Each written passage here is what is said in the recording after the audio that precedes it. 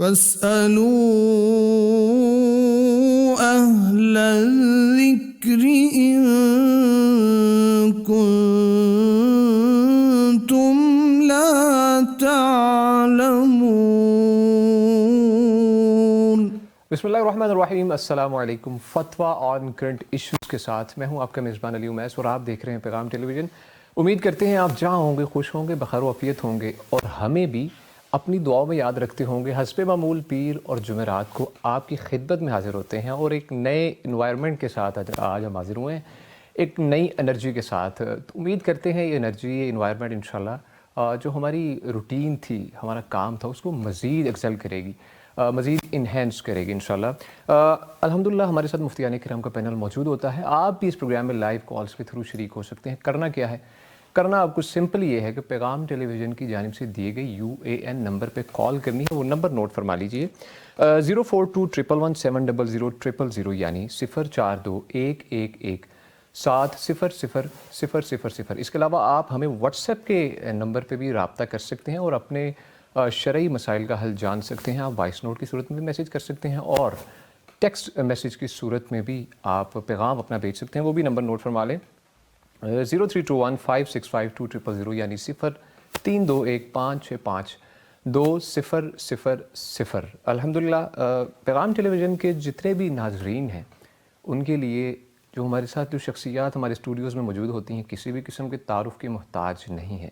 الحمدللہ جو ہمارے ساتھ پہلی شخصیت موجود ہے جی، نامور عالم دین ہے فضیلت الشیخ مفتی عبدالولی خان حفظہ اللہ تعالی، ہم انہیں خوش آمدید کہتے ہیں۔ مفتی صاحب السلام علیکم۔ وعلیکم السلام۔ مفتی صاحب کیسی طبیعت ہے آپ کی؟ الحمدللہ، مفتی صاحب ایک نئی امید، ایک نئی جو ہے نا انوائرمنٹ کے ساتھ آپ کو بہت بہت خوش آمدید الحمدللہ اللہ تعالیٰ۔ اور ان کے ساتھ جو دوسری شخصیت موجود ہے فضیلت الشیخ مفتی محمد نعمان فاروقی حفظہ اللہ تعالی، ہم انہیں بھی خوش آمدید کہتے ہیں۔ مفتی صاحب السلام علیکم۔ وعلیکم السلام ورحمۃ اللہ۔ مفتی صاحب مزاج کیسے ہیں آپ کے؟ جی اللہ کا بہت شکر۔ مفتی صاحب آپ کو بھی اس نئے انوائرمنٹ میں خوش آمدید، اللہ تعالیٰ ہمارے لیے برکت کا باعث کرے یہ ساری چیزیں۔ مفتی صاحب کم ٹو دا پوائنٹ، ہماری جو ہیڈ لائنز ہیں ان کی جانب بڑھتے ہیں۔ مفتی عبدالولی خان صاحب، مفتی صاحب ایک آپ کہہ لیں کہ یہ خبر تو ایک خبر ہے لیکن کہیں نہ کہیں اس میں کچھ حدیث کا بھی پہلو موجود ہے کہ روٹھی بیوی کو منانے کا حربہ شوہر کو لینے کے دینے پڑ گئے۔ شوہر کسی بھی طریقے سے اپنی وائف کو منانا چاہ رہا تھا، اس نے ڈرامہ رچایا کہ غالباً اسے گولیاں لگی ہیں اور اس نے 15 پہ کال کی کہ مجھے حملہ کیا گیا اور مجھے گولیاں لگی ہیں، اور ایون کہ اس نے اپنے جسم پہ وہ نشان بھی اس کے بنوائے۔ تو جب پولیس نے کارروائی کی، پولیس نے جب چیک اینڈ بیلنس ساری چیزیں کی تو پتہ چلا کہ یہ تو محض ایک ڈرامہ تھا، اور بیک اینڈ پہ یہ بات تھی کہ اس کی وائف اس سے لڑکے میکے گئی ہوئی تھی، تو اس وجہ سے اسے تو گرفتار کر لیا گیا اور سلاخوں کے پیچھے ڈال دیا گیا۔ مفتی صاحب اس سلسلے میں جو ہمیں رہنمائی درکار ہے شرعی طور پہ کہ کیا جھوٹ بول کر یا خود کو نقصان پہنچا کر بیوی کو منانے کی کوشش کرنا اسلامی نقطہ نظر سے درست ہے یا نہیں؟ الحمدللہ رب العالمین والصلاة والسلام علی سید المرسلین وعلی آلہ وصحبہ اجمعین، اما بعد۔ پہلی بات تو یہ ہے کہ اس عمل سے، یہ اس بھائی نے جو عمل کیا ہے اس سے پتہ چلتا ہے کہ اسے اپنی بیوی سے محبت ہے اور اسے کھونا نہیں چاہتا اور اسے لانا چاہتا ہے۔ جی، یہ تو ایک بات ہوئی۔ دوسری بات یہ ہے کہ بیوی کو منانے کے لیے بعض اوقات بندہ جھوٹ بولے تو اس کی گنجائش نکلتی ہے۔ ٹھیک ہے۔ اللہ کے نبی صلی اللہ علیہ وسلم نے وہ 3 صورتوں میں جھوٹ کو جھوٹ نہیں قرار دیا، یعنی اس پر مواخذہ نہیں ہے۔ وہ کیا ہے؟ ایک یہ ہے کہ میاں بیوی کے درمیان کسی بات پر جھگڑا ہونے کا احتمال ہے تو بندہ جھوٹ بولے یا بیوی جھوٹ بولے تاکہ یہ معاملہ آگے نہ بڑھے اور ادھر ہی ختم ہو جائے، تو اس کی بھی اجازت ہے۔ اور اسی طرح جو 2 بندے ہیں ان کے آپس میں لڑائی ہے، ان کے درمیان صلح کرنے کے لیے ایک بندہ جاتا ہے، اس کے پاس کہتا ہے کہ وہ تو آپ کی تعریف کر رہا تھا اور آپ سے ناراضگی پہ وہ ناخوش ہے، وہ کہتا ہے یار وہ تو ہماری اچھی دوستی تھی۔ تو اگر یہ باتیں اس نے نہیں کی لیکن یہ بندہ جا کے صلح کی خاطر وہ یہ کہہ رہا ہے، دوسرے کے پاس جاتا ہے اس کو بھی یہی کہتا ہے، تو اس کی بھی اجازت ہے۔ یا تیسری صورت ہے وہ لڑائی یعنی حرب، کفار کے ساتھ لڑائی ہو رہی ہے، اس میں بندہ اس طرح کی بات کرے تو اس کی اجازت ہے باقاعدہ۔ اور رہ گئی بات نقصان پہنچانے کی کہ اپنے آپ کو بندہ نقصان پہنچائے، تو یہ جائز نہیں ہے کسی بھی صورت میں۔ ٹھیک ہے، وَلَا تَقْتُلُوا أَنفُسَكُمْ، اپنے آپ کو قتل مت کرو، لا ضرر ولا ضرار، یہ قانون اور قاعدہ ہے۔ وَلَا تُلْقُوا بِأَيْدِيكُمْ إِلَى التَّهْلُكَةِ، اپنے آپ کو ہلاکت میں مت ڈالو۔ تو یہ جو ہے اپنے آپ کو چھری مارنا، زخمی کرنا، تو یہ بھی ممکن ہے کہ وہ زیادہ خون بہہ جانے سے اس کی موت ہو جائے۔ تو اپنے آپ کو نقصان پہنچانا یہ کسی بھی صورت میں جائز نہیں ہے۔ یہ اپنے آپ کی تذلیل کرنا، اب اس نے کیا کیا، بیوی سے تو جھوٹ بولنا اس کی تو گنجائش ہے، لیکن یہ جھوٹ بولنا پولیس کو اور دوسرے لوگوں کو کہ مجھ پر فائرنگ ہوئی ہے، یہ تو جائز نہیں ہے۔ اس نے جھوٹ بولا اور اپنے آپ کو یعنی کہ ایک تذلیل کی صورت میں دے دیا کہ جیل میں ہے، حوالات میں ہے، تو یہ جائز نہیں ہے اس کے لیے۔ ٹھیک ہے۔ اچھا مفتی صاحب، ایک چھوٹا سا آپ اختصار کے ساتھ اگر اس پہلو پہ بھی روشنی ڈال دیں کہ آپ صلی اللہ علیہ وسلم کی زندگی میں ہمیں کون سی ایسی چیزیں ہیں جو سیکھنے کو ملتی ہیں جس سے میاں اور بیوی یہ ریلیشن ہے، اتنا خوبصورت رشتہ ہے، کس طریقے سے محبت پیدا ہو، اور چھوٹے چھوٹے جو مسائل پیدا ہوتے ہیں ان کو آپ صلی اللہ علیہ وسلم کی سیرت کی روشنی میں کس طریقے سے آپ نے حل کیے وہ مسائل، آپ اگر رہنمائی فرمائیں اس معاملے میں۔ یہ نبی صلی اللہ علیہ وسلم کی زندگی اور صحابہ کرام کی زندگیوں میں یہ چیز نمایاں ہے۔ آپ صلی اللہ علیہ وسلم نے یہ جو بعض باتیں ہوتی ہیں نا بیوی کی طرف سے، وہ اگنور کی ہوئی ہے۔ ٹھیک ہے۔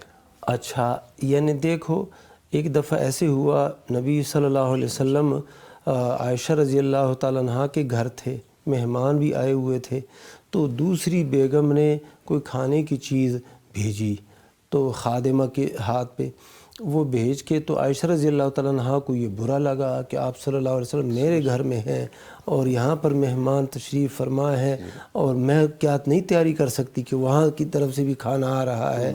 تو انہوں نے نا وہ خادمہ کے ہاتھ پہ ایسے ہاتھ مارا، اس پلیٹ گر گیا، ٹوٹ گیا۔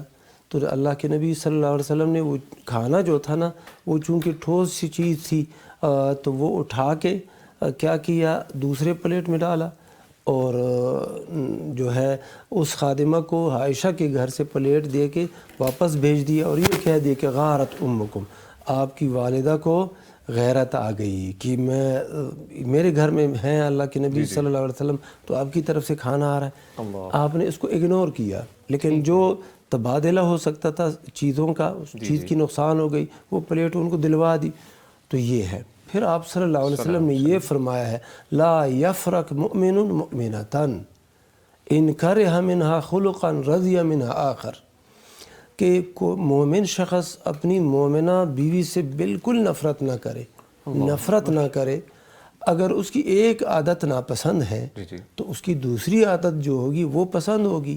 یعنی مقصد کیا ہے؟ مقصد یہ ہے کہ ان چیزوں کی طرف توجہ دو جو کہ اچھی ہیں بیوی کے اندر، وہ اس کی اچھائی کو، اس کی خدمت کو، آپ کے احترام کو، اور اسی طرح گھر کے اندر خدمت، اور پھر آپ کی اولاد کی وہ خدمت کر رہی ہے، سنبھال رہی ہے، ان چیزوں کی طرف دیکھو۔ اگر کہیں پر اس کی ایسی زبان کی تیزی وغیرہ آ جاتی ہے تو برداشت کرو، کوئی مسئلہ نہیں ہے۔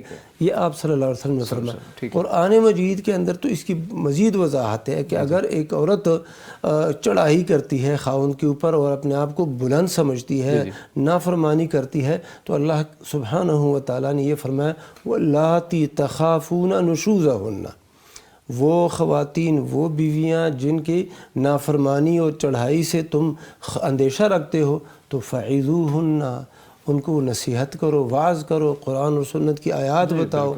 اچھا پھر کیا کرو؟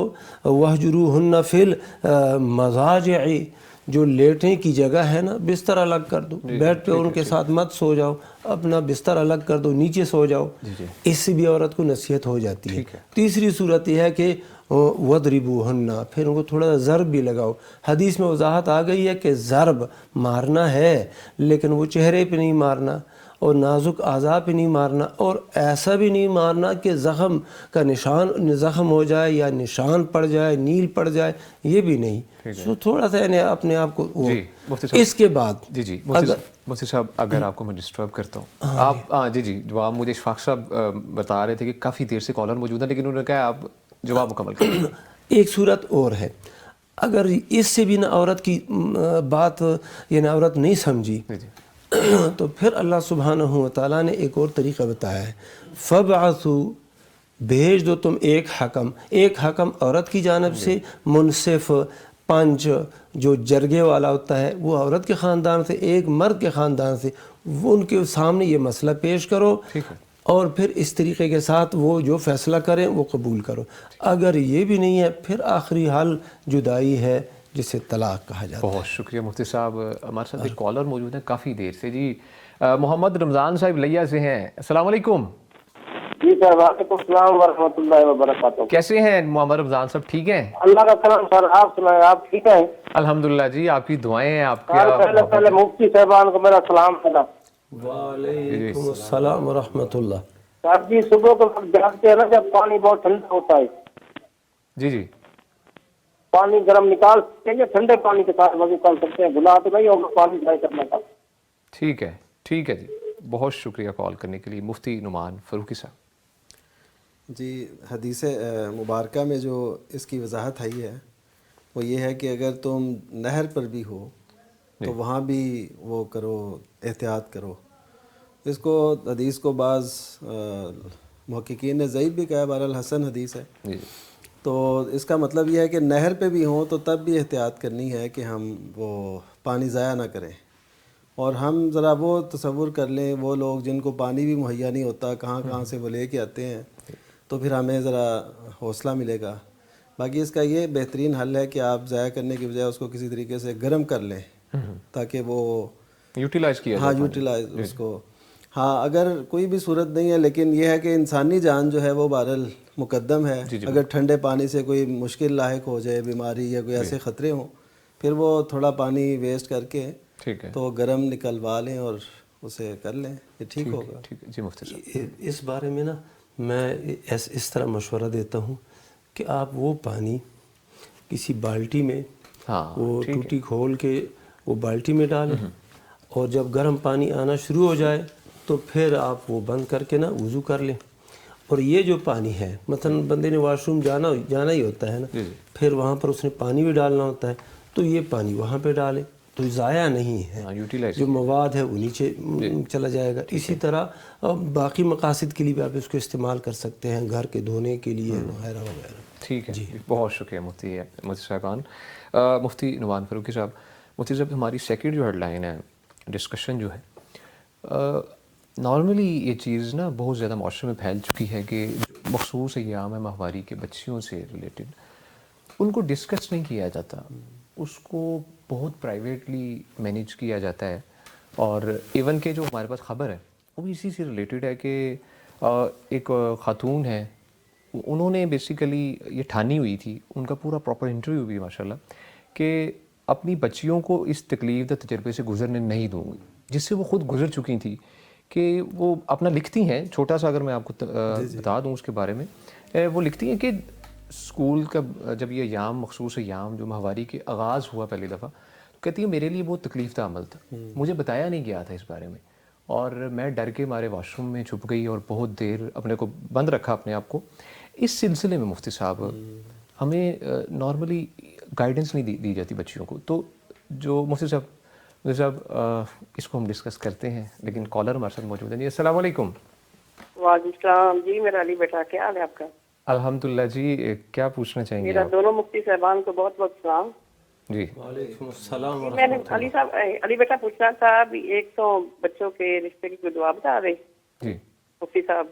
ٹھیک ہے. دوسرا پوچھنا تھا بھی ہماری بچیاں جوان ہیں، ہم نا بچیوں کے جہیز کی چیزیں خریدتی ہیں مائیں، وہ میاں دیکھ لے تو وہ ناراض ہوتے ہیں، کیا کرنی کیا ضرورت ہے، جب ضرورت ہوگی تو لے لیں گے. وہ ہم جھوٹ بول رہی تھی کہ دوسری بہن کی ہے، دوسری بہن کہہ رہی کہ میری ہے. وہ کیا بے برکتی تو نہیں گھر میں ہوگی، اچھا تو نہیں، کیسا ہے؟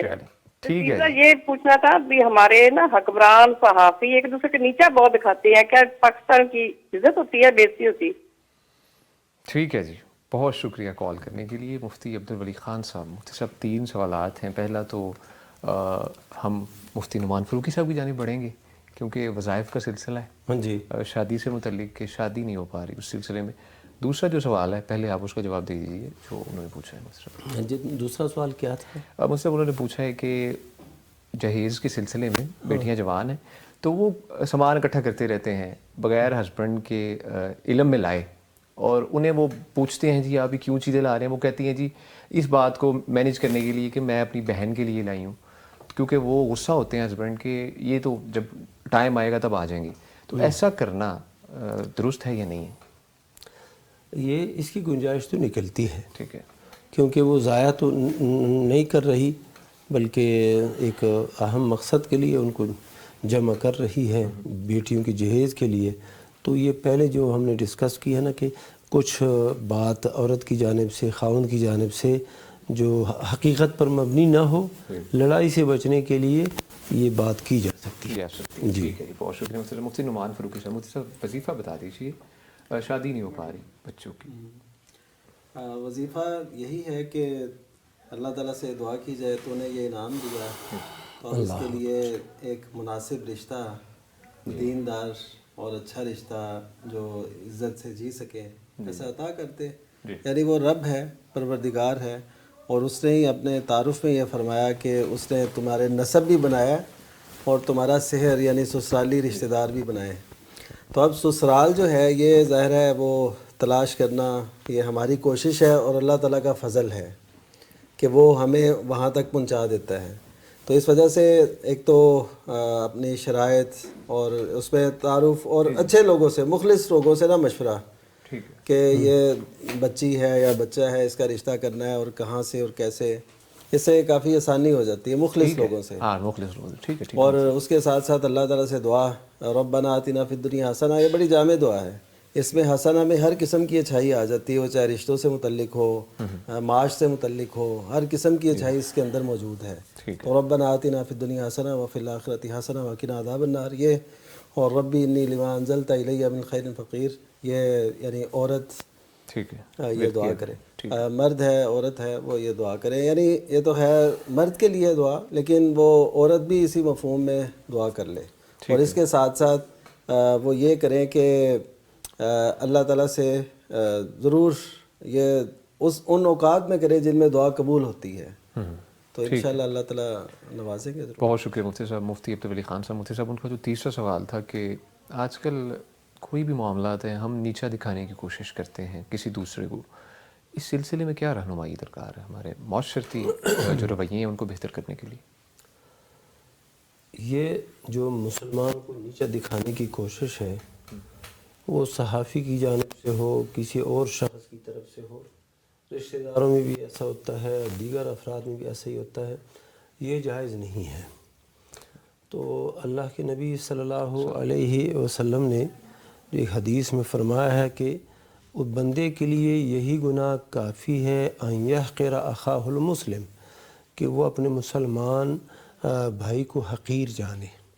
تو حقیر سمجھنا یا اس کو نیچے دکھانے کی کوشش کرنا یہ اس کے لیے جائز نہیں ہے، اور یہ نیچے دکھانے کا جو باعث ہے، جو بنیاد ہے وہ کیا ہے؟ وہ کبر ہے، تکبر ہے، بڑا ہی اپنے آپ کو بڑا سمجھنا ہے۔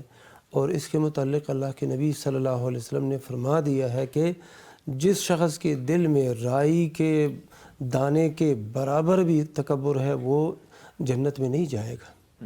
اور تکبر کی یہی تعریف ہے نا کہ الکبر بطر الحق وغمط الناس، وہ کیا ہے؟ حق کا انکار کر دینا اور لوگوں کو حقیر سمجھنا، اپنے سے نیچے سمجھنا، تو یہ تکبر ہے، تو یہ جائز نہیں ہے، کسی کے لیے بھی یہ جائز نہیں ہے۔ بہت شکریہ مفتی صاحب۔ ناظرین انشاءاللہ گفتگو اور سوالات کا سلسلہ جاری رہے گا، لیکن ایک چھوٹی سی بریک کے بعد۔ فاسألوا أهل الذكر إن كنتم لا تعلمون فاسألوا أهل الذكر إن كنتم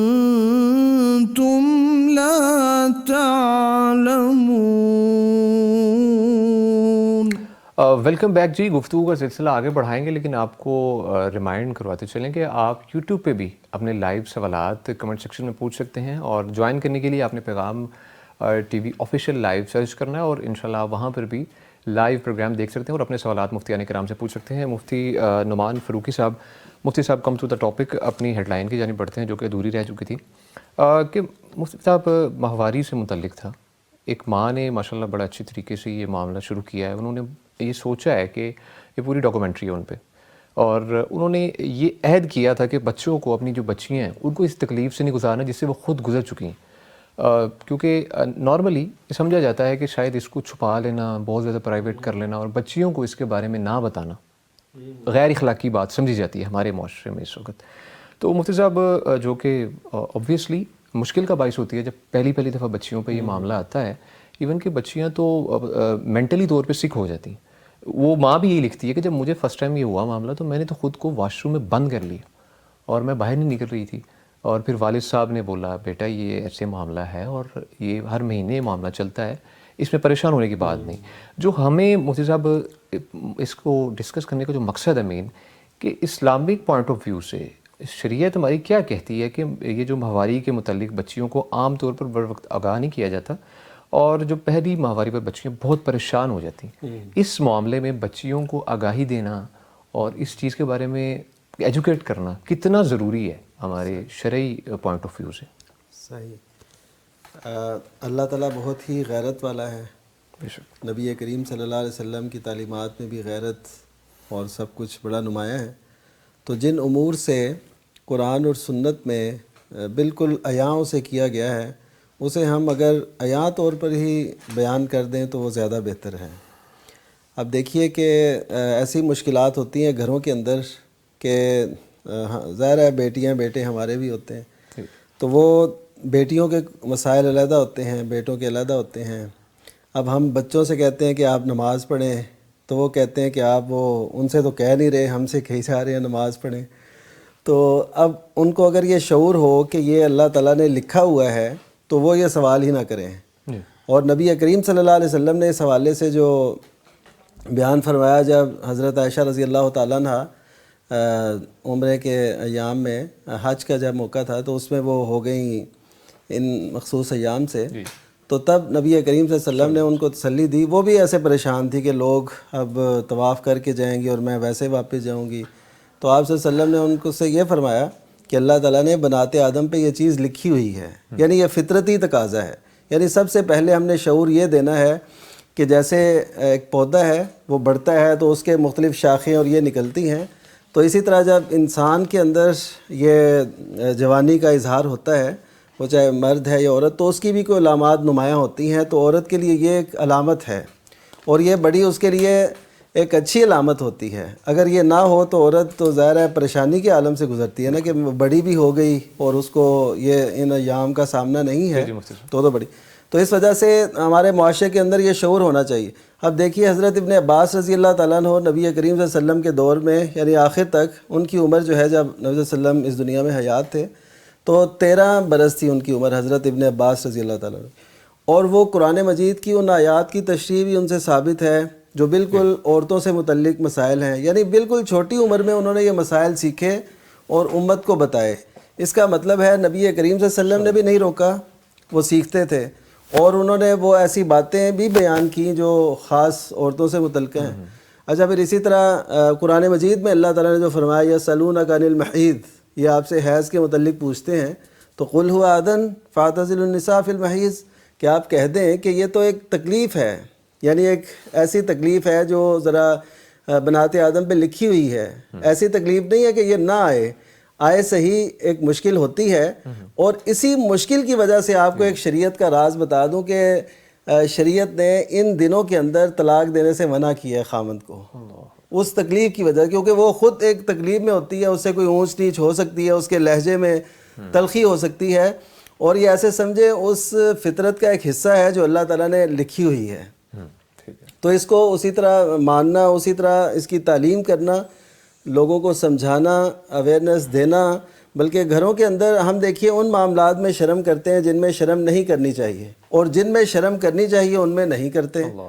بالکل ہمارا یہ سلسلہ چل یعنی فیملی ممبرز جو ہیں وہ بیٹھ کے فلمیں دیکھ رہے ہیں، یہ اس میں شرم کرنی چاہیے. اچھا جو مسائل ہیں شرعی فطری وہ نہیں بتاتے، اس میں شرم آتی. تو اس وجہ سے والدین کو یہ چاہیے کہ وہ اپنی اولاد کو اچھے طریقے سے گائیڈ کریں، انہیں بتائیں، اور خصوصاً مائیں اپنی بچیوں کو، والد اپنے بچوں کو یہ آگاہ کریں. اور اسی طرح بلوغت کے جو مسائل ہیں ان سے آگاہ کرنا بھی بڑا ضروری ہے. مثلا جب بندہ بالغ ہوتا ہے، لڑکا یا لڑکی بالغ ہوتی ہے، لڑکی کی علیحدہ علامات ہیں، لڑکے کی علیحدہ علامات ہیں، وہ جب واضح ہونے شروع ہو جائیں تو اس کا مطلب ہے وہ شریعت کی نگاہ میں مکلف بن چکے ہیں. اب ان کو ہم اگر نہیں بتائیں گے، پردے کے مسائل ہیں، اسی طرح نماز روزے کے مسائل ہیں، وہ اسی طرح طہارت کے مسائل ہیں، وہ ان پہ لاگو ہو چکے ہوتے ہیں، لیکن ہمارے ہاں شعور نہیں دیا جاتا. وہ سمجھتے ہیں کہ ہم بس ایسے ہی ہیں، ہم وہ 20 سال کے ہو جاتے ہیں اور انہیں کوئی پتہ نہیں ہوتا. اگرچہ حکومت نے یہ عمر رکھی ہے 18 سال، لیکن یہ 18 سال ہے کارڈ بننے کی عمر، شادی کرنے کی قانونی طور پہ عمر. لیکن شریعت میں تو یہ عمر شروع ہو جاتی ہے جب جوان ہو جاتا ہے کوئی بچہ یا بچی، وہ احکام کا مکلف ہے، اس سے پوچھا جائے گا، اس کا ایسے سمجھے کھاتا کھل چکا ہے. اب کوئی وہ برائی کرے گا، اچھائی کرے گا، تو اگر یہ پہلے سے نہیں پتہ ہوگا تو بہت سی پرابلمز آئیں گی. اور لوگ اگر بچوں کے اندر یہ شعور نہ دیا جائے، ہو سکتا ہے کہ وہ ایسے کام کریں جو ان کے لیے روا نہیں ہے. وہ سمجھیں یہ جسم کے حصے ہی ہیں، ہم اگر ایک دوسرے سے مل رہے ہیں، اٹیچ ہو رہے ہیں، کوئی وابستہ ہو رہے ہیں، تو اس سے کیا فرق پڑتا ہے. اس وجہ سے میں کہوں گا والدین کو کہ ہم ہر سطح پہ اس تعلیم کو اجاگر کریں اور اس میں شرم محسوس نہ کریں. ان کو بتائیں کہ یہ ایک امانت ہے، اور یہ جوانی اور یہ عفت اور یہ پاک دامنی، یہ ساری چیزیں، تو اس طرح انشاءاللہ بڑا فرق آئے گا معاشرے کے اندر. اور یہ جو گھروں کے اندر بہن بھائیوں کی آپس میں ناچاکی اس وجہ سے ہو جاتی ہے، تو وہ بھی ختم ہوگی. ہر ایک کو پتہ ہوگا کہ یہ عورتوں کے یہ مسائل ہیں، مردوں کے یہ مسائل ہیں، اور اس سے کوئی مشکل نہیں پیش آئے. بہت شکریہ مفتی صاحب. ماشاءاللہ ایک کالر موجود ہے جی، محمد طفیل صاحب لالا موسیٰ جی. السلام علیکم. جی وعلیکم السلام. جی کیسے ہیں جی آپ؟ ٹھیک ہیں جی الحمدللہ، بہت ویٹ کرا رہے ہیں. آپ کو بھی باتیں ٹھیک کر رہے ہیں، ماشاءاللہ سن رہے ہیں. چلیں جی، جزاک اللہ خیر. اللہ آپ خوش رکھے جی. کیا پوچھنا چاہیں گے مفتی صاحب سے؟ جی السلام علیکم. جی جی جی وعلیکم السلام. آپ جی جی جی جی بھائی صاحب، میں نے پہلے بھی 2 سوال بھائی صاحب سے بولے تھے، آپ مفتی صاحب کرام سے بولتا ہوں کہ ایک آدمی صلہ رحمی چاہتا ہے، صلہ رحمی چاہتا ہے بھائیوں سے، بہنوں سے، رشتہ داروں سے، ہمسایوں سے، اور آگے سے جواب نہیں ملتا. اچھا تو برداشت کی حد کہاں تک ہونی چاہیے؟ ٹھیک ہے، ٹھیک ہے جی. بہت شکریہ کال کرنے کے لیے. مفتی عبدالولی خان صاحب، مفتی صاحب نے سوال سنیں. ہم اس بھائی کو یہی عرض کریں گے کہ جس حد تک ممکن ہے آپ نے برداشت ہی کرنا ہے. اللہ کے نبی صلی اللہ علیہ وسلم نے یہ فرمایا کہ صل من قطعک، جو تیرے ساتھ قطع رحمی کرتا ہے، تعلق توڑتا ہے، تم نے اس کے ساتھ تعلق جوڑنا ہے. اسی طرح صلہ رحمی جو ہے اس کا بہت بڑا اجر ہے. یعنی ہم دنیا میں یہ 2 چیزوں کو بہت چاہتے ہیں، اور ان 2 چیزوں سے ہر شخص محبت رکھتا ہے کہ اس کی عمر لمبی ہو جائے، اس کے مال میں برکت آ جائے، اضافہ ہو جائے. تو اللہ کے نبی صلی اللہ علیہ وسلم نے یہ بیان فرما دیا ہے کہ جو شخص یہ چاہتا ہے کہ اس کی عمر میں اضافہ ہو، اس کے مال میں اضافہ ہو، تو فَلْيَصِلْ رَحِمَهُ، وہ صلہ رحمی کرے. اور صلہ رحمی کرنے والا شخص وہ نہیں ہے کہ بھائی اس کے ساتھ اچھائی کرتا ہے یہ بھی اچھائی کرتا ہے. نہیں، بھائی اس کے ساتھ اچھائی نہیں کرتا، تعلق توڑتا ہے اور اس کو نہ بالکل توجہ ہی نہیں کرتا، لیکن اس نے پھر بھی اپنے بھائی بہن رشتہ داروں کے ساتھ اچھائی کرنی ہے اور تعلق قائم کرنا ہے. اگرچہ اس سلسلے میں ان کی طرف سے یعنی کوئی توجہ نہ ہو، کوئی یعنی کہ جواب اچھا نہ ملے، انہوں نے پھر بھی برداشت کرنا ہے، کیونکہ اس میں اجر ہے، اللہ کی طرف سے اس میں اجر ہے، دنیاوی فائدہ بھی ہے اور اخروی فائدہ بھی ہے. بہت شکریہ مفتی صاحب. مفتی صاحب یوٹیوب لائیو میں الحمدللہ یہاں پر ڈھیروں سوالات ہیں اس وقت. میرے خیال میں اس طرح ہمیں بڑھنا چاہیے کیونکہ وہ بھی ہمارے لائیو کالر کی حیثیت رکھتے ہیں. مفتی صاحب پہلے نرگس صاحب آئیں، پہلے تو لکھتی ہیں السلام علیکم. مفتی صاحب سے سوال ہے کہ تہجد میں یہ بھول جائیں کہ کتنی رکعتیں پڑھی ہیں، 2 پڑھی ہیں یا 1 پڑھی ہیں، تو اس صورت میں سجدہ سہو کرنا ضروری ہے؟ جی ہاں، اس میں ہم یہ کریں گے کہ ہمیں یہ شک ہو جائے کہ 2 رکعتیں پڑھی ہیں کہ 1 رکعت پڑھی ہے، تو اس کا یہ ہے کہ ہم یقینی صورت پر عمل کریں گے، یعنی ایک تو پڑھی ہے تو 1 رکعت اور ساتھ ملا کے آخر میں سجدہ سہو کریں گے۔ بہت شکریہ مفتی صاحب۔ مفتی صاحب ایک اور جو ہے نا دینی باتیں ہیں، لکھتے ہیں السلام علیکم ورحمۃ اللہ وبرکاتہ مفتی نعمان فاروقی صاحب۔ مفتی صاحب سیف اللہ صاحب لکھتے ہیں جی ماشاء اللہ بہت خوب سراہ رہے ہیں۔ لاریب سمی صاحبہ ہیں، پوچھتی ہیں کہ میرا سوال یہ ہے کہ کیا نماز کے آخر میں ہم قرآنی دعائیں پڑھ سکتے ہیں، جیسے کہ حضرت یعقوب کی دعا، حضرت نوح کی دعا یا دیگر انبیاء کی دعا؟ صحیح نماز کے آخر میں ان کا مراد یہ ہے کہ سلام پھیرنے سے قبل جب ہم اتحیات کے آخر میں ہوں تو اس میں بالکل پڑھی جا سکتی ہیں قرآنی دعائیں۔ ایک تو ہمارے ہاں معروف ہے رب اجعلنی مقیم الصلاۃ، بلکہ وہ نماز کا حصہ بنا کے یاد کرائی جاتی ہے، حالانکہ ایسا وہ سنت سے ثابت نہیں ہے، لیکن اس موقع پہ پڑھی جا سکتی ہے کیونکہ نبی صلی اللہ علیہ وسلم نے اس موقع پہ اختیار دیا ہے۔ تو اختیار میں ایک ہے ہماری اختیار کردہ دعا، اور ایک ہے جو قرآنی دعائیں ہیں۔ ظاہر ہے جو انبیاء کی دعائیں ہیں وہ زیادہ جامع ہیں اور زیادہ ان سے اللہ تعالیٰ سے تعلق جھلکتا ہے اور واضح ہوتا ہے، تو ان کے الفاظ میں جامعیت بھی ہے، تو اگر قرآنی دعائیں کریں گے تو وہ زیادہ ہمارے لیے فائدہ مند ہوگی۔ ہم نے تو مانگنی ہے ایک چھوٹی سی عارضی سی اپنی کسی ضرورت کو دیکھ کے، حالانکہ وہ بھی کی جا سکتی ہے، لیکن جو قرآن مجید کی دعائیں ہیں، جو نبی صلی اللہ علیہ وسلم کی دعائیں ہیں، جو دیگر انبیاء کرام علیہ السلام کی دعائیں ہیں، وہ قرآن میں ہوں یا قرآن میں نہ بھی ہوں، ویسے ثابت ہوں، تو وہ بھی پڑھی جا سکتی ہیں، اس میں کوئی بھی حرج نہیں ہے۔ ٹھیک ہے، بہت شکریہ مفتی صاحب۔ مفتی عبدالولی خان صاحب، مفتی صاحب جو ہمیں واٹس ایپ پہ موصول ہوئے سوالات ان کی جانب بڑھتے ہیں۔ مفتی صاحب وہاں پر بڑھنے سے پہلے ہمارے ساتھ ایک کالر موجود ہے جی۔ السلام علیکم، محمد اصغر صاحب ہیں احمد آباد سے۔ السلام علیکم، سن پا رہے ہیں؟ محمد اصغر صاحب احمد آباد سے۔ جی سر، وعلیکم السلام، کیا حال ہے سر؟ ٹھیک ہے الحمدللہ، آپ سنائیں کیسی طبیعت ہے آپ کی؟ سر اللہ کا کرم ہے، آپ کی ماشاءاللہ پرسنالٹی، آپ کو تو اپریشیٹ کرتا ہوں میں سب سے سر جزاک پہلے اللہ، تو۔ اللہ سر تعالیٰ دوسری آپ کو بات خوش یہ ہے کہ رکھے۔ مفتی صاحب سے ایک سوال ہے میرا۔ جی سر بات اس طرح سے ہے کہ میرا ایک دوست ہے محمود الواس ہے تھوڑا سا، اور اس کی بیوی جو ہے بہت زبان دراز ہے نا۔ اچھا، انا للہ جی سر آواز آ رہی ہے؟ جی بالکل آ رہی ہے، آپ پوچھے سوال جاری رکھیں۔ جی تو سر اس کی بیوی جو ہے زبان دراز ہے، تو اس بیٹھے بیٹھے دونوں جو ہے نا کسی مسئلے میں گپ شپ میں بیٹھے ہوئے تھے، تو بیوی نے شوہر کو بولا کہ طلاق کیسے دی جاتی ہے، آپ دے سکتے ہو طلاق، مجھے طریقہ تو بتاؤ طلاق کا کیسے دے۔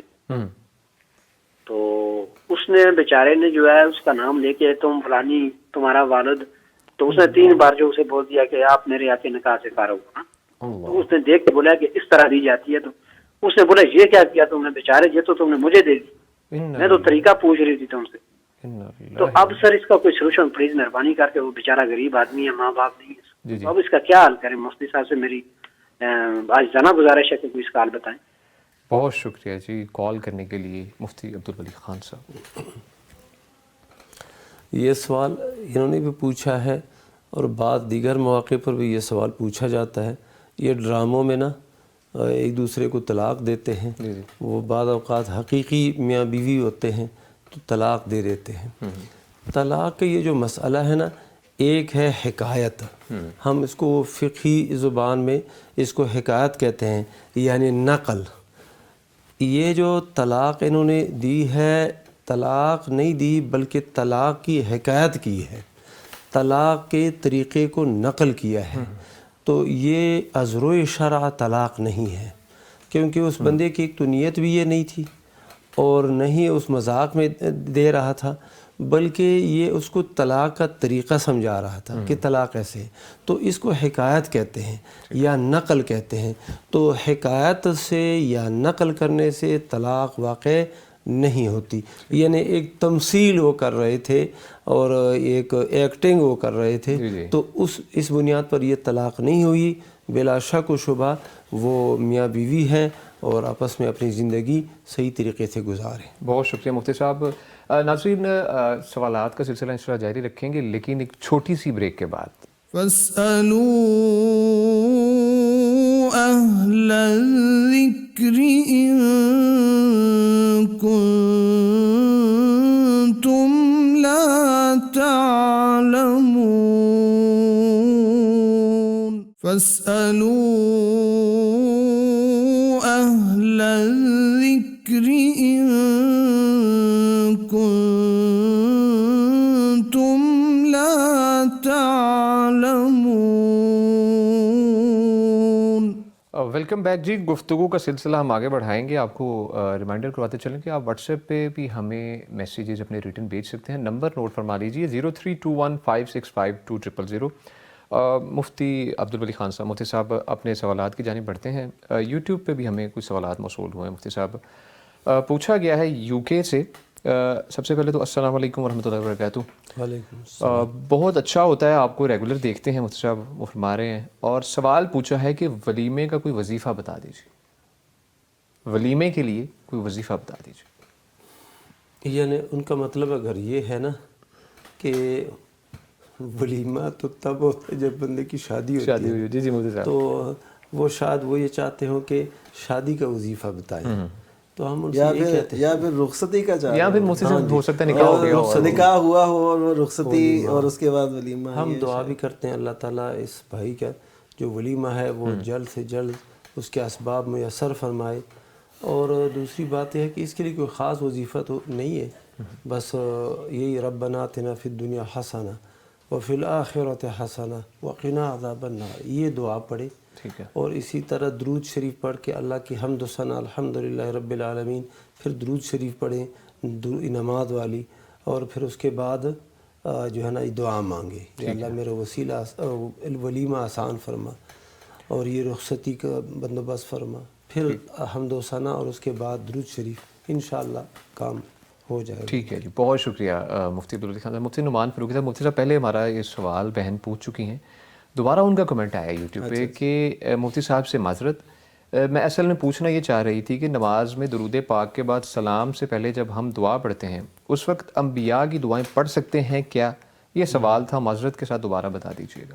جی جی، یہی میں نے بھی عرض کیا تھا کہ سلام سے قبل جب آپ درود شریف پڑھ لیتے ہیں تو اس وقت نبی کریم صلی اللہ علیہ وسلم نے ایک دعا تو سکھائی ہے، وہ تو سب کو یاد کرنی چاہیے اور وہ پڑھنی چاہیے.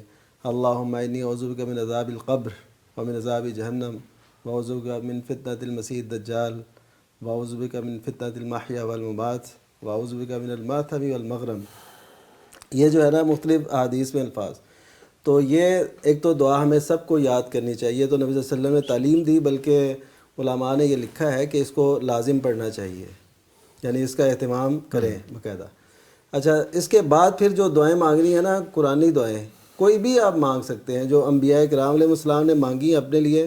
ظاہر ہے اس میں یہ تو نہیں مانگیں گے جو انہوں نے جو نبوت کے متعلق دعا کی، ایسا کچھ کیا، وہ تو نہیں مانگیں گے. اس کے علاوہ جو بھی چیز ہے اپنی ضرورت کی اور دنیا کی اچھائی کی، آخرت کی اچھائی کی، حالت اسلام میں فوت ہونے کی، یہ ایسی جو دعائیں ہیں وہ ضرور مانگ سکتے ہیں اس موقع کے، اور یہ رکھا گیا ہے. اور حضرت ابوبکر صدیق رضی اللہ تعالیٰ نے باقاعدہ اس حوالے سے بھی پوچھا کہ یہ جو دعا کا اختیار مجھے دیا گیا ہے اس میں کون سی دعا مانگوں. انہوں نے پھر اس کے متعلق پوچھ لیا نبی صلی اللہ علیہ وسلم سے کہ میں اپنی نماز میں کیا دعا کروں. تو آپ صلی اللہ علیہ وسلم نے فرمایا کہ تم یہ کہا کرو اللہم انی ظلمت نفسی ظلما کثیرا ولا یغفر الذنوب الا انت فاغفر لی مغفرۃ من عندک وارحمنی انک انت الغفور. یہ دعا نبی کریم صلی اللہ علیہ وسلم نے انہیں سکھائی. اور اس سے یہ پتہ چلتا ہے کہ پھر بھی حضرت ابوبکر صدیق نے یہ چاہا کہ اس موقع پہ جسے مجھے اختیار ہے اس میں بھی میں نبی صلی اللہ علیہ وسلم سے مشورہ کر کے دعا کروں. ٹھیک ہے، تو اس کا یہ ان کی شان ہے. بہت شکریہ مفتی صاحب. مفتی عبدالولی خان صاحب، مفتی صاحب اپنے ریٹن سوالات کی جانب بڑھتے ہیں. پوچھا گیا ہے کہ ایک شخص فوت ہوا، اس نے 5 بیٹے، 1 بیٹی اور 1 بیوہ چھوڑی ہے. مکان کی ملیت 1,80,00,000 روپے ہے، اس کی شرعی تقسیم کیا ہوگی؟ ہاں، یہ بہت اہم سوال ہے. لوگ یہ میراث کے مسائل کو پس پس ڈال لیتے ہیں، تقسیم نہیں کرتے. حالانکہ یہ بہت اہم ہے کہ جیسے ہی فوتگی ہو جائے اور اس شخص کے ورثاء ہیں تو شرعی طریقے سے یہ تقسیم ہو. تو یہ جو میراث کا طریقہ ہے اس میں قانون یہ ہے کہ پہلے بیوی کو رکھتے ہیں. جو بیوہ ہے یا خاون ہے، بیوی فوت ہو چکی ہے تو خاون کا نمبر پہلے ہوتا ہے، اور اسی طرح خاون فوت ہو چکا ہے تو بیوی کا پہلے رکھتے ہیں. تو بیوی جو اب بیوہ ہے، اس کے بعد جو ہے نا دیگر ورثاء، تو بیوہ کو کتنا ملتا ہے؟ 8واں حصہ. کل مال کا، کل جائیداد کا، کل رقم کا 8واں حصہ بیوہ کا، ٹھیک ہے، باقی جو مال ہے وہ للذکر مثل حظ الانثیین کے طریقے کے مطابق تقسیم ہوگا، یعنی بیٹے کو 2 حصے اور بیٹی کو 1 حصہ ہوگا۔ یہ جو مسئلہ ہے، یہ مسئلہ وہ جو کثر سے بچنے کے لیے اس کا طریقہ یہ ہوتا ہے کہ یہ مسئلہ 88 سے شروع ہوگا، 88 سے شروع ہوگا، تو کیا مطلب اس میں 8واں حصہ 88 کا بنتا ہے 11، ٹھیک ہے، 88 میں سے 11 حصے یہ سمن بنتا ہے یا 8واں حصہ بنتا ہے، یہ بیوہ کو ملیں گے، اور جو ہے بیٹا، ایک بیٹے کو 14، 88 میں سے 14 حصے بیٹے کو ملیں گے، ایک بیٹے کو، اور بیٹی کو 7 حصے ملیں گے۔ تو اب بیٹے 5 ہیں تو 70 حصے مل جائیں گے بیٹوں کو، ٹھیک ہے، اور 7 حصے مل جائیں گے کس کو مل جائیں گے؟ یہ بیٹی کو۔ باقی جو حصہ رہ جائیں گے وہ 11 ہیں، وہ کس کو ملیں گے؟ وہ مل جائیں گے بیوہ کو۔ ٹھیک ہے، یہ ترتیب ہے۔ تو اسی کے مطابق 1,88,00,000 جو قیمت ہے مکان کی، وہ اسی پر ہی تقسیم کریں گے، تو انشاءاللہ وہ مسئلہ حل ہو جائے گا۔ ٹھیک ہے، بہت شکریہ مفتی صاحب، مفتی نعمان فاروقی صاحب۔ مفتی صاحب، پوچھا گیا ہے کہ والدہ بیٹے سے کہتی ہیں کہ اگر تم نے داڑھی رکھی تو تمہیں دودھ معاف نہیں کروں گی، بیٹا کیا کرے اس صورت؟ اللہ اکبر۔ ہاں، یہ بڑی اذیتناک صورتحال ہے، یعنی کہ والدہ، اس کو تو خوش ہونا چاہیے کہ میرے بیٹے کے چہرے پر نبی کریم صلی اللہ علیہ وسلم کی سنت سجی ہے، تو مائیں تو یہ چاہتی ہیں کہ ہمارے بیٹے نیک ہوں، بلکہ والدین جیسے بھی ہوں نا، عموماً یہ چاہ رہے ہوتے ہیں کہ ہمارے بچے نیک ہوں، اچھے ہوں۔ بہرحال ایسی مائیں بھی اگر موجود ہیں تو ہم ان کی اصلاح کی بھی دعا کرتے ہیں، ہدایت کی دعا کرتے ہیں، اللہ تعالیٰ ہم سب کو ہدایت پہ رکھے۔ تو یہ اصل میں نا وہ معاشرتی اثرات ہیں، مغربی اثرات ہیں جو ہمارے معاشرے پہ پڑے، اور اب دین سے اس قدر دوری کہ اپنا بیٹا سنت رسول پہ عمل کرنا چاہتا ہے اور وہ آگے سے ایسے کہہ رہی۔ بلکہ ایسے ہوا، مجھے خود یاد ہے کہ جب داڑھی رکھی تو مجھے میرے کہنے لگے، عزیز تھے، کہنے لگے کہ آپ نے داڑھی رکھی ہے تو اس کو ذرا ٹھیک ٹھاک کر کے رکھیں، نہیں تو آپ اس کو یعنی استغفر اللہ سے کر لیں۔ تو یعنی جو نہیں رکھتے ان کو یہ نہیں کہتے کہ آپ کیوں نہیں رکھتے، جو رکھ رہے ہوتے ہیں ان کو مشورے دیتے ہیں، آج یہ آپ ایسے کر لیں، آپ کو ایسی ہے ویسی ہے۔ تو یہ اصل میں سنت رسول صلی اللہ علیہ وسلم کو، اس کی اہمیت کو نہ سمجھنا ہے معاشرے میں۔ تو یہ جو والدہ محترمہ ہیں، ان سے ہم عرض کریں گے کہ ایسی کوئی شرط نہ لگائیں، لیکن اس لڑکے کے لیے یہ ہے کہ اس معاملے میں ان کو اپنی والدہ کی فرما برداری نہیں کرنی چاہیے، کیونکہ معاملہ ہے نبی کریم صلی اللہ علیہ وسلم کی سنت کا، آپ کے دین کا۔ تو اس حوالے سے وہ اگر نافرمانی کریں گے تو وہ ٹھیک کر رہے ہیں، ان کو کوئی اس بات کا گناہ نہیں ہوگا، کیونکہ وہ اصل میں یہی کہنا چاہتے ہیں کہ مجھے گناہ تو نہیں ہوگا، کیونکہ ایک اصول ہے، نبی کریم صلی اللہ علیہ وسلم نے فرمایا کہ لا طاعۃ مخلوق فی معصیۃ الخالق، کہ مخلوق میں سے کسی کی بات بھی نہیں مانی جائے گی جب خالق کی نافرمانی ہو رہی ہو۔ ٹھیک ہے، تو اس وجہ سے وہ انشاءاللہ رکھیں داڑھی، تو انشاءاللہ دعا بھی کریں اللہ تعالیٰ ان کی والدہ کو یہ اچھی سوچ فکر نصیب کرے۔ اور میں ایک اور بات بھی کہوں کہ انہوں نے کہا والدہ صاحبہ نے کہ میں دودھ معاف نہیں کروں گی، تو دودھ تو اللہ کے حکم سے انہوں نے پلایا ہے، یعنی اللہ کا حکم ہے کہ والوالدات یرضعن اولادہن حولین کاملین، مائیں اپنے بچوں کو 2 سال مکمل دودھ پلائیں، تو یہ تو اللہ کے حکم سے پلایا ہے، تو اس بچے نے تو نہیں کہا تھا، تو وہ ثواب اللہ دے گا، یہ ان کی اپنی ذمہ داری ہے، تو اپنی ذمہ داری کو اب یہ کہے کہ میں معاف نہیں کروں گی، یہ حق ان کو نہیں ہے حاصل۔ اچھا، یہ واقعتاً یہ بڑی اچھی طرف توجہ دلائی شیخ نے۔ وہ عموماً سوال بھی آتے ہیں نا ایسے کہ میں دودھ معاف نہیں کروں، اسے طلاق دو، نہیں تو آج کی بات ہے سنا کہ میں دودھ معاف نہیں کروں گی، نہیں تو تم اس عورت کو طلاق دو۔ اب یہ یعنی یہ کہنا یہ درست نہیں ہے۔ ٹھیک ہے، ٹھیک، بہت شکریہ مفتی صاحب۔ مفتی عبدالولی خان صاحب، مفتی صاحب نماز کے دوران تھوک آ جائے تو کیا کیا جائے؟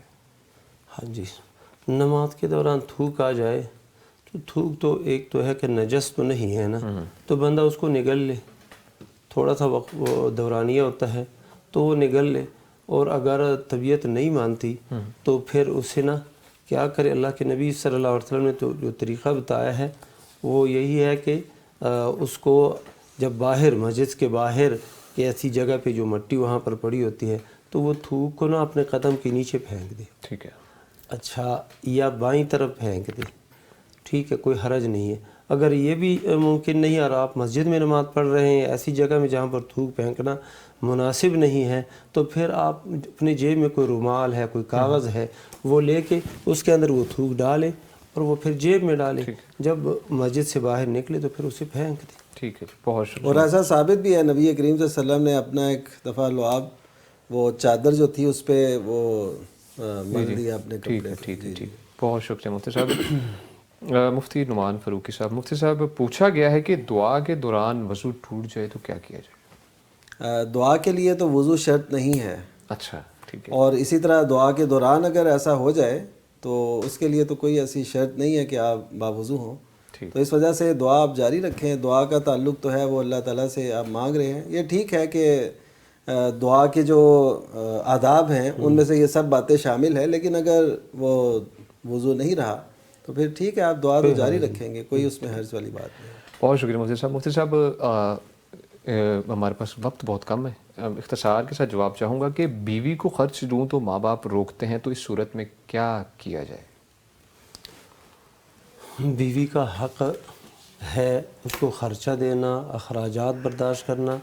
جب بندے نے نکاح کیا ہے تو اب نکاح کے بعد وہ جو اللہ کے نبی صلی اللہ علیہ وسلم نے بتا دیا ہے وہ یہی ہے کہ ان کا جو نفقہ ہے وہ آپ کے ذمہ ہے، کسوہ لباس یہ آپ کے ذمہ ہے، ان طعام یہ آپ کے ذمہ ہیں، تو رہائش یہ آپ کے ذمہ ہے، تو ضرور دیں گے، بیوی کو ضرور دیں گے۔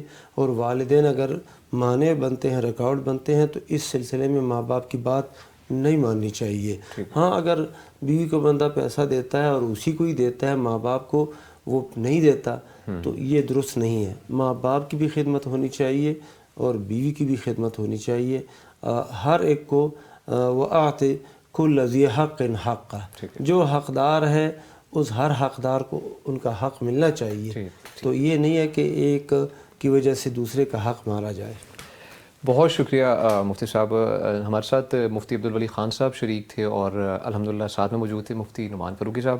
آپ دونوں شخصیت کا بہت شکریہ، تھینک یو سو مچ آپ کے تشریف آوری کا۔ ناظرین، پروگرام اپنے اختتام کو پہنچتا ہے، چھوٹا سا ریمائنڈر کہ پیر اور جمعرات کا روزہ رکھیں، اپنا بہت سا خیال رکھیے گا۔ آپ سے انشاءاللہ ملاقات ہوگی اگلے پروگرام میں، تب تک کے لیے دیجیے اجازت، اللہ نے کے بعد۔ فاسألوا أهل الذكر إن